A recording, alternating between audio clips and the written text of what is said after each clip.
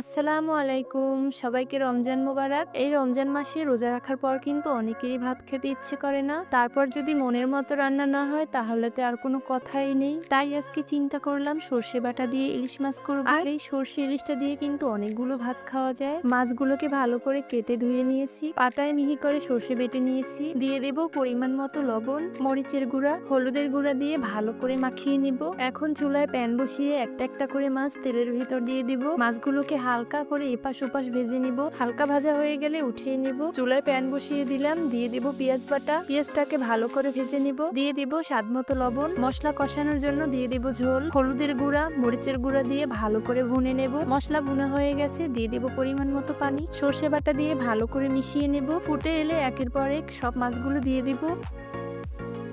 দিব পরিমাণ মতো কাঁচামরিচ। এখন ঢেকে দিয়ে কিছুক্ষণ রান্না করে নিলেই হয়ে যাবে মজাদার সর্ষে ইলিশ ভুনা। দেখে তো খুবই লোভনীয় মনে হচ্ছে। আজকে সেহরিতে অনেকগুলো ভাত খেতে পারবো। সবাই ভালো থাকবেন। আল্লাহ হাফেজ।